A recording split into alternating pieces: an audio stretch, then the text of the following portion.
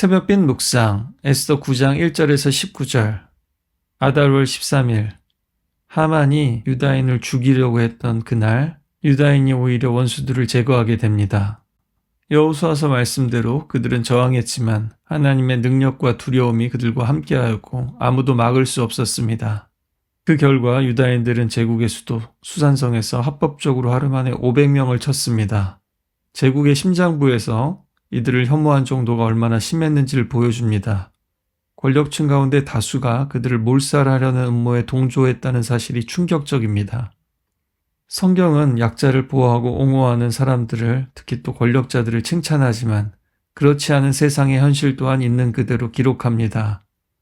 에스더서에서도 왕후 와스티가 폐위당할 때, 하만에게 절을 강요당할 때, 유대인들이 멸절의 위협을 받았을 때 누구도 공개적으로 돕지도 함께 저항하지도 않았습니다.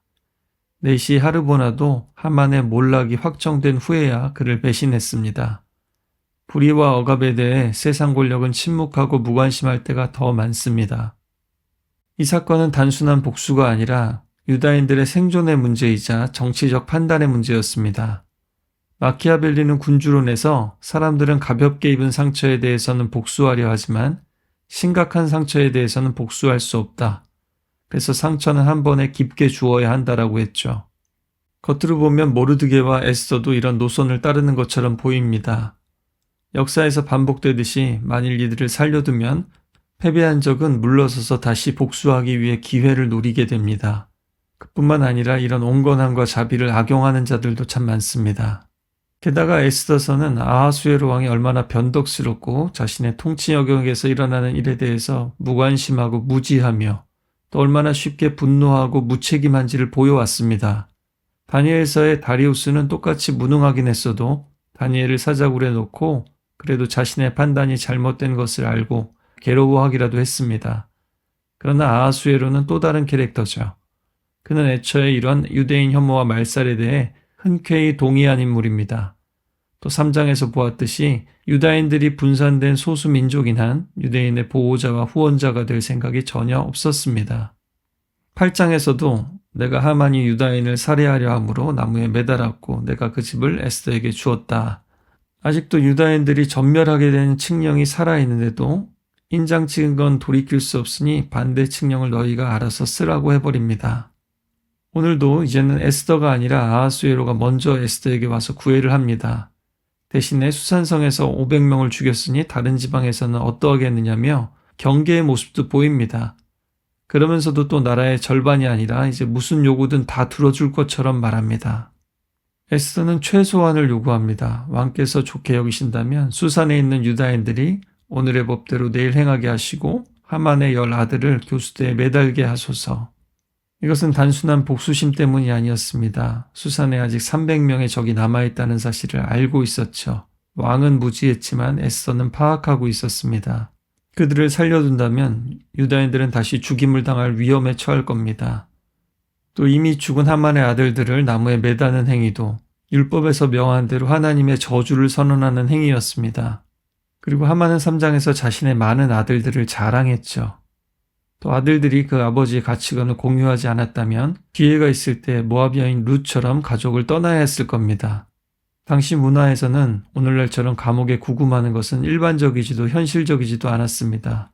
투옥은 불가능했고 9개월 동안 회개할 기회가 주어졌습니다. 그러나 그들은 바뀌지 않았고 죽음은 그들에게 피할 수 없는 결과가 되었습니다.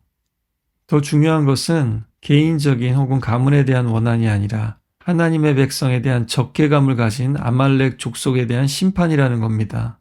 아말렉 족속은 출애굽한 이스라엘을 무방비 상태에서 비겁하게 공격해서 하나님의 분노를 일으켰고 그들을 진멸하라고 하나님은 명하셨습니다.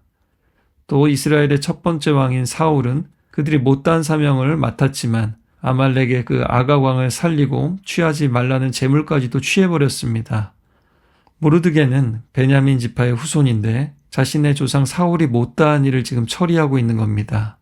혹은 앞에 모르드게는 하만이 한 것과 똑같이 원수들의 재산까지도 취할 수 있다고 칙령을 보냈습니다. 하지만 유다인 공동체가 이들을 죽였지만 약탈하지는 않았습니다. 따라서 단지 베냐민 지파의 후손인 모르드게가 해결한 것이 아니라 유다인들의 공동체가, 어쩌면 모르드게가 마지막에 개인적 원한으로 인해서 또다시 실패할 수 있는 이 문제를 바로 잡은 것입니다. 이게 공동체의 중요성이죠. 그들은 이것이 단순한 전쟁이 아니라 하나님과 아말렉의 전쟁임을 인식했기 때문입니다. 사울이 아각을 죽이지 않고 전리품을 취했던 그 자리에서 모르드게와 에스더와 유다인들은 정확히 반대로 행동했습니다. 왜냐하면 지금 그들은 하나님의 철저한 심판의 대리자였고 모두에게 이 사실을 드러내야 하기 때문입니다. 그들은 스스로 이익을 취해서도 안 됩니다. 여호수아서에서 보았듯이 모든 전쟁이 거룩한 전쟁은 아니었습니다. 또 하나님이 더 많은 경우에 전리품을 취하게 하셨지만 하나님이 이렇게 특별히 명하실 때는 철저하게 순종해야 합니다. 오늘 말씀은 강조합니다. 이스라엘을 그렇게 이유 없이 미워하고 또 죽이려 했던 원수들만이 죽임을 당했습니다. 오늘 이야기는 거칠지만 험하지만 정의였습니다. 십자가가 거칠고 험한 정의였듯이요. 그러나 오해해서는 안 됩니다. 이제 우리는 더 이상 칼을 사용하지 않습니다. 누군가 하나님의 저주를 받았다고 나무에 달지도 않습니다. 왜냐하면 우리 예수님께서 우리와 그들의 죄를 대신해서 손발에 못 박히시고 허리에 창을 찔리셨기 때문입니다.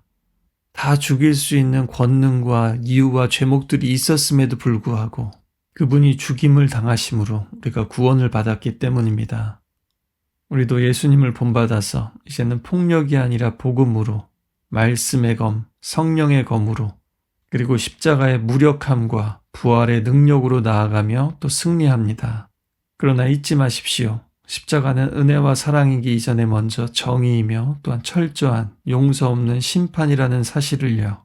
다만 그 철저한 심판을 우리가 아니라 그분이 대신하셨다는 사실을 말입니다. 오늘 말씀을 통해서 정말 이 약한 세상 속에서 우리가 순전할 뿐만 아니라 뱀처럼 지혜로워야 된다는 사실을 기억했으면 좋겠습니다. 또 사랑과 은혜와 용서가 늘 필요하지만 때로는 우리가 어떤 부분에서 더 단호하고 또 철저하게 반응해야 되는지 돌아봤으면 좋겠습니다. 그리고 빛난 면류관 받기까지 험한 십자가 다시 붙들기로 결단하며 기도하며 나아갔으면 좋겠습니다.